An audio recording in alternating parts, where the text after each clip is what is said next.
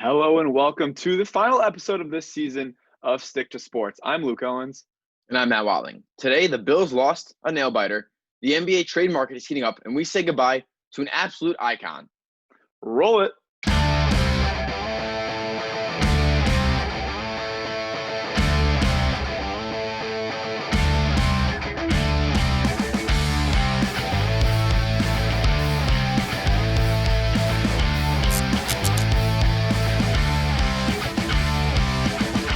While the Bills did not play a perfect game on Sunday, they were just seconds away from an 8-2 record. Instead, Kyler Murray linked up with DeAndre Hopkins to a tune of a 43-yard Hail Mary, some were calling the Hail Murray, with three defenders on Hopkins and Josh Allen tossing a 21-yard bullet to Stephon Diggs to take the lead just 32 seconds before it.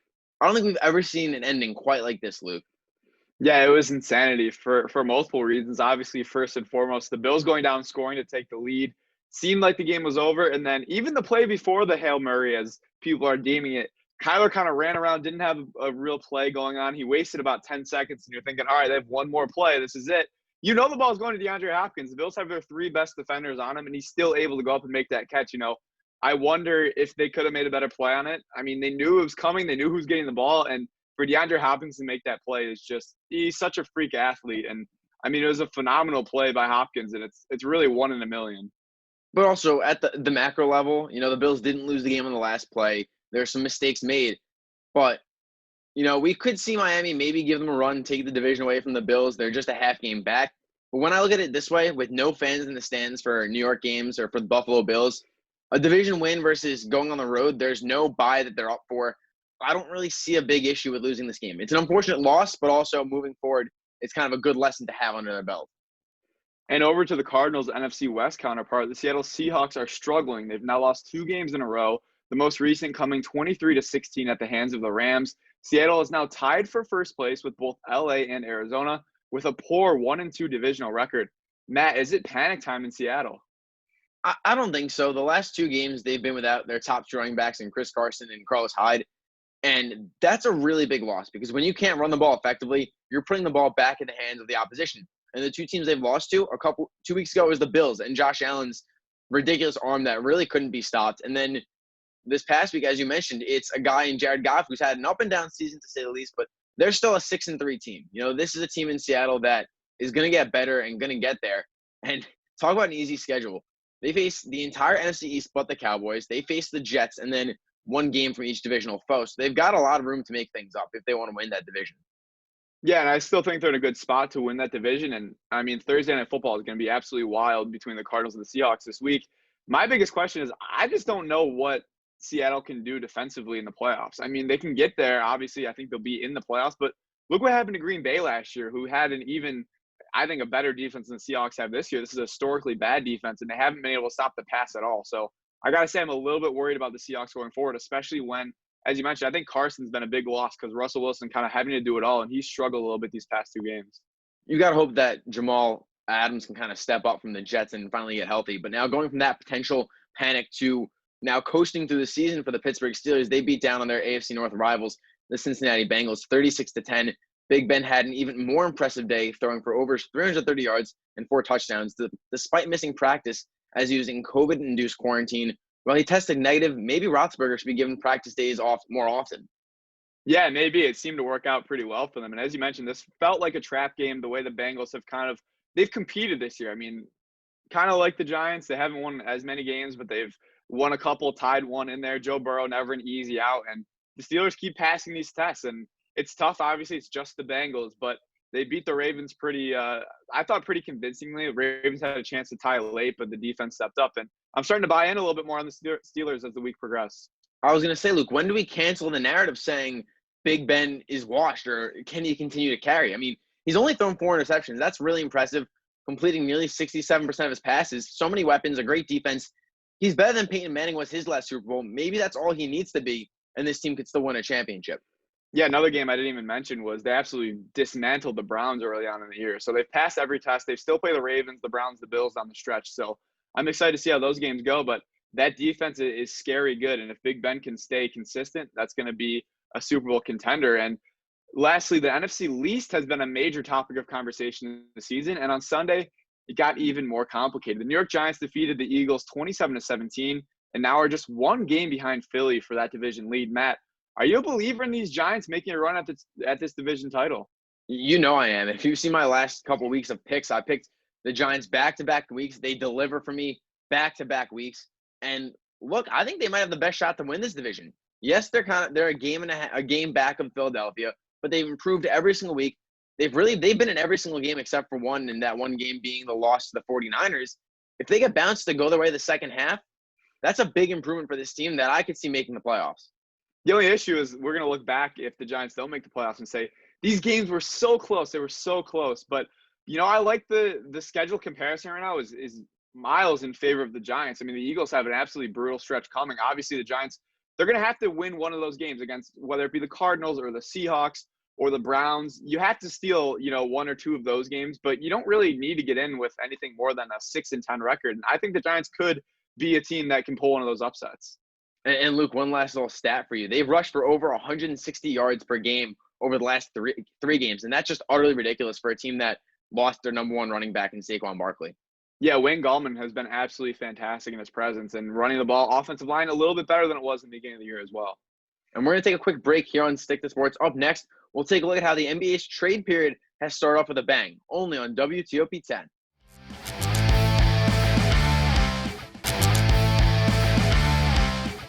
Welcome back to Stick to Sports. It didn't take long for the NBA trading period to get going, as almost immediately it was announced that Chris Paul would be traded to the Suns for a slew of players and draft picks. The 35-year-old is set to make over $40 million the next 2 seasons. It is now paired along Suns star Devin Booker. Matt, do you like this deal for the Suns? Luke, I don't like it. I love it. And I think that the big reason for that is Devin Booker. He put up 26 points per game this past season. Maybe I was thinking at first maybe he could eclipse 30, but then you consider Chris Paul, a guy that loves to pass. He might get more open shots. But what I really look at is for Devin Booker, he could be a top 15, top 10 guy in terms of PER, which is the efficiency rating for basketball. That's how good Chris Paul can make him. You're not giving up a whole lot in terms of the guys that you traded away, Ricky Rubio being one of them, but you replace him with Chris Paul and, a mid-tier first-round pick for next year's draft. I really like this move if I'm the Suns. Yeah, and I think the Thunder get a good deal out of this too. I mean, they get some young pieces. They keep stockpiling those draft picks. So Sam Presti's got it going there in OKC. But I like this move for the Suns. We wanted to see another piece with Devin Booker. We finally get to see that in Chris Paul. And look what he did with the Thunder last year. And that was without having a star next to him. And Devin Booker is an up-and-coming star. He's going to be around for years to come. And there's kind of talks of, does he like Phoenix? Does he want to play there? Well, at least now he has a little bit of a chance to compete for the playoffs. People forget the Suns didn't lose a game in the bubble. They missed the playoffs, but they looked really good then. So I like this move for the Suns. And, I mean, it's tough in the Western Conference, but this definitely gets the Suns a little bit closer. Right. And another thing to note is this is a team that's been historically cheap. And now that you're going to add in such a big salary, that says something to a guy in Devin Booker where, maybe it shows them, hey, look, we're willing to build around you. We're going to invest in you as our star player. We want to win with you. Here's our little evidence, and here's some proof as to why or how we're going to do that.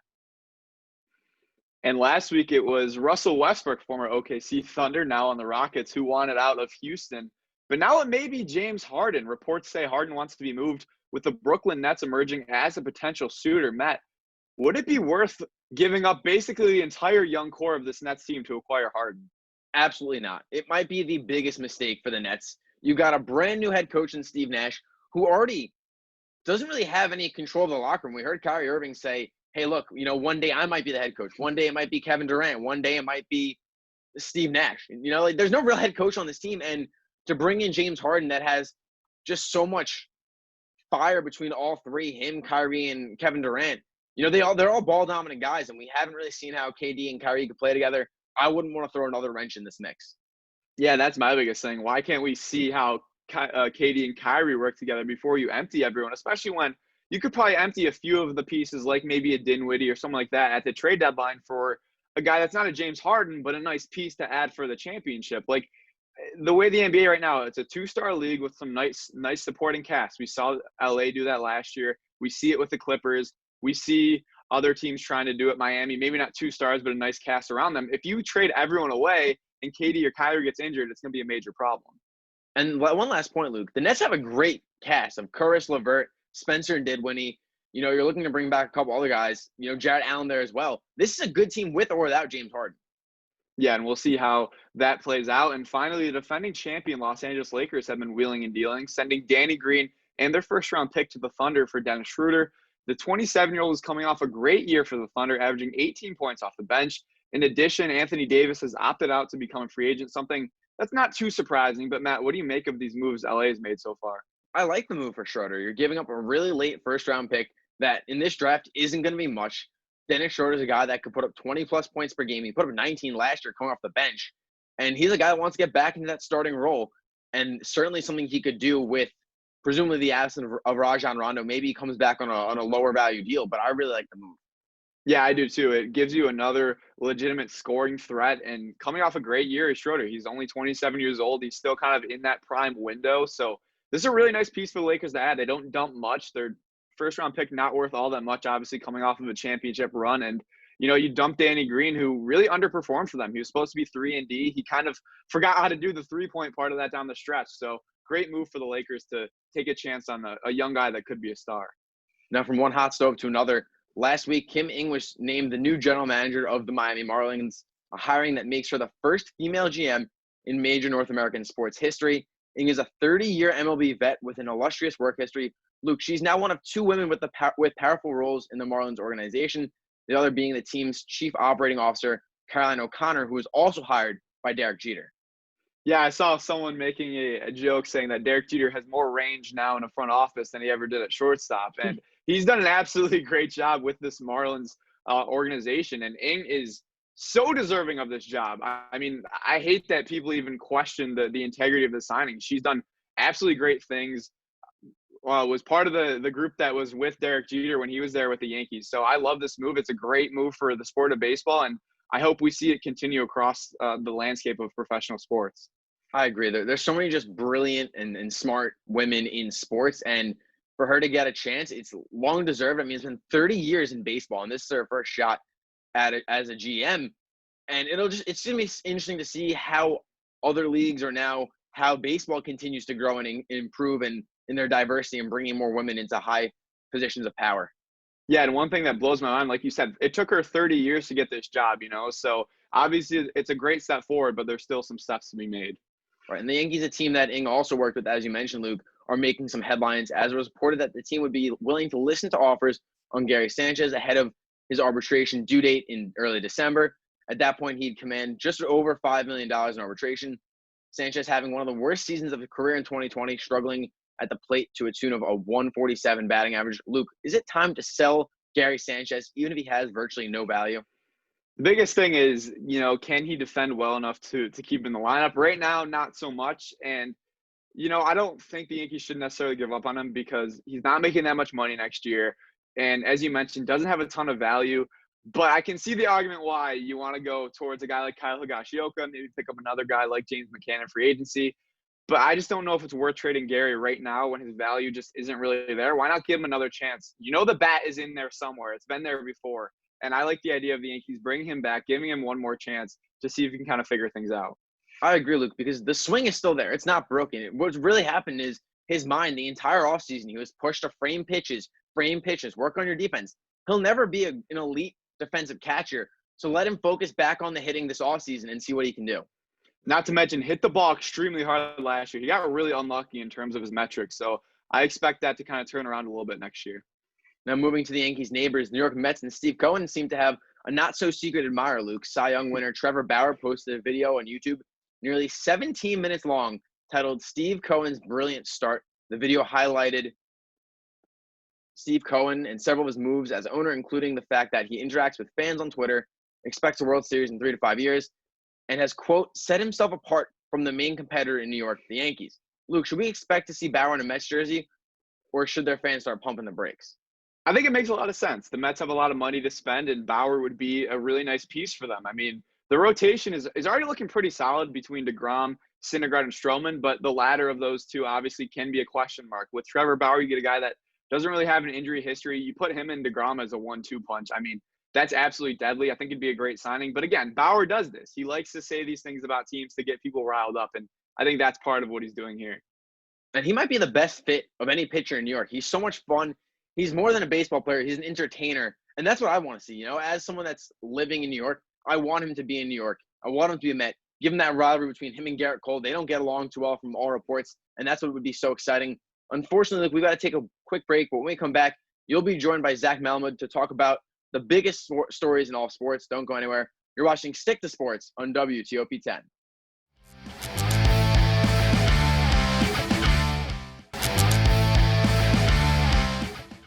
Welcome back to Stick to Sports. Joining me now is Zach Malamud, one of our producers. Zach, what stories do you have for us tonight? While the Hail Murray took up every single headline on Sunday, we saw arguably the top one-handed catch of the year. On a low throw from Niners quarterback Nick Mullins, tight end Jordan Reed had a Saints defender draped all over him and still somehow made a miraculous one-handed snag. I really appreciate you for not having to make us watch the Bills Cardinals ending once again. That was a very painful moment for me, but this was an awesome catch by Jordan Reed. I don't understand how the ball didn't touch the ground. I mean, that's the biggest thing. And you know what? Good for Jordan Reed. He's kind of battled those concussions his whole career, finally getting another chance in San Francisco with Kittle out. So what a catch by Reed. Yeah, definitely the biggest positive of the Niners season was signing Jordan Reed on a one-year deal back in August. But like you said, with George Kittle out, there's no problem. You just plug Jordan Reed into the lineup. But the Niners should be, I'm going to say, the 15ers with the amount of injuries they've had this season, and they added to it yesterday. Yeah, a lot of subtractions going on there with the Niners right now, as you mentioned. I mean, it can't get much worse. And it's crazy to think they made the Super Bowl just last year. This is a completely different roster than we saw last year. Yeah, really. There's so many injuries. They just got to skip to next season by now. Yeah, just skip ahead to 2021. Everyone wants to do it anyway, so just do it. And staying in the NFL, and we had a great matchup on Sunday Night Football with the Patriots upsetting the Ravens in a very rainy Foxborough. The most exciting play of the game, though, was a New England trick play with wide receiver Jacoby Myers throwing an absolute dime to Rex Burkhead in the end zone for a touchdown. But Luke, the 43.6 air yards on that pass was the most on a Patriots pass since week 2. Put Myers in at quarterback. Yeah, why not? He was recruited out of high school to play quarterback at NC State. He ends up switching over to wide receiver. Patriots kind of using him like Julian Edelman, who was a college quarterback at Kent State himself. A little bit taller than Edelman, a little bit bigger than Edelman, but what a throw by Jacoby Myers. That wasn't the typical trick play. You just got to hit the wide open man. I mean, that was a tight window. He fitted that into Burkhead. I'm sorry, but that stat is a little bit embarrassing for New England. Yeah, I understand they're a Newton. run-heavy offense, but the Seahawks are a run-heavy offense, and you see how many deep balls Russell Wilson throws. But the Pats get a tough win and a great throw from a former high school quarterback in Myers. Yeah, New England won't go away. But, yeah, as you mentioned, Cam Newton, hot seat right there. Definitely. And we're going over to college football, and in Army's 38-12 loss to Tulane on Saturday, the Black Knights ran a trick play to forget. On the kickoff return, Army's Tyrell Robinson attempted to throw a cross-field lateral, but it ended up in the hands of a Tulane player in stride to the end zone. Just a hilariously bad play from Army. It was the perfect throw if he was trying to throw it to Tulane. I mean, it was caught in stride right into the end zone. And I got to tell you what, for people that had some money on that game, that made the over hit late in the fourth quarter. So some people are happy. Some people probably were not happy. But again, you got to respect the troops. They had the right thought going, just not the result they wanted. Yeah, definitely. When I watched this play, I was so confused why Robinson even threw the ball. You got to look before, even though you called the trick play, you got to look and see if the guy is open. But the score of this game definitely defined both of these teams. Yeah, Army usually a fun team to watch with the triple options, but not their best showing out there on Saturday. And we'll take a quick break here on Stick to Sports. Thanks once again to Zach for his segment. When we come back, Matt and I will go through our best bets. Don't go anywhere. You're watching Stick to Sports on WTOP 10.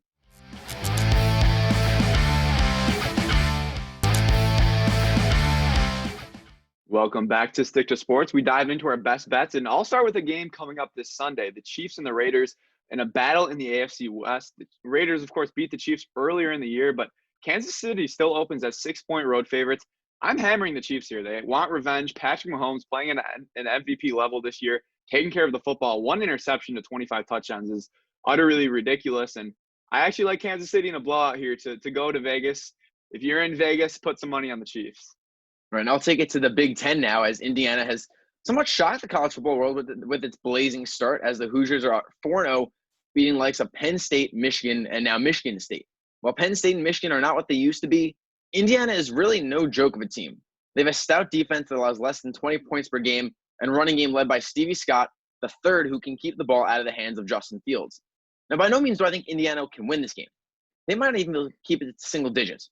When the line is 20.5 points, you know I'm rolling with the points. Ohio State hasn't beaten any world beaters either, facing Nebraska, Penn State, and Rutgers. Plus, I wonder if the surprise week off last week against Maryland, since that game was canceled, could make the Buckeyes start a step slower than normal, which is why I'm taking Indiana plus 20.5 points. And Hoosiers running back Stevie Scott the third, a Syracuse native, a CBA, Christian Brothers Academy guy. I got to watch him carve it up in high school a bit. So I like that pick. I think Indiana keeps it close. Now, Luke, usually do our what to watch for, but I mentioned at the top of the show, we're saying goodbye to someone, an icon of the show, and that's you. Icon is an interesting word to use. Icon, a legend, a trailblazer of this show. With this being the last week of productions, it'll also be Luke's final show with Stick to Sports, as he'll be graduating. Luke, I'll give you the floor in a moment. I just wanted to thank you for all your hard work you put in on this show, Stuck in the Sim bin, our first years at TOP. And even beyond that, I want to thank you for being such a good friend. It's obviously not goodbye for the two of us. We'll be doing the Watling and Owens showing some capacity moving forward. But I just want to thank you for everything media-related and, of course, outside of that, as my best friend. Yeah, and it's crazy to think about the start of this, which was me answering a Facebook post that you put out for Stuck in the Sin Bin, the former show we did, and it's been an absolute honor to work with you, Matt, in TV and radio and in the Oswegonian, and I've made so many great friends throughout my time here, and it's been such an honor, as I said, to work with you. As you mentioned, you are my best friend, and it's definitely a bittersweet moment. I know hopefully there's a lot kind of more in the future for us to do, but it definitely is a surreal moment. And of course, thank all the three of the media organizations, as I mentioned. There's really, it feels surreal, as I mentioned, to feel that I'm leaving this community that's really been a home for me. So thank you, Matt, and thank you to everyone for really giving me this second family. And that's all the time we have for this episode of Stick Sports. Thank you all for watching this season here on WTOP 10.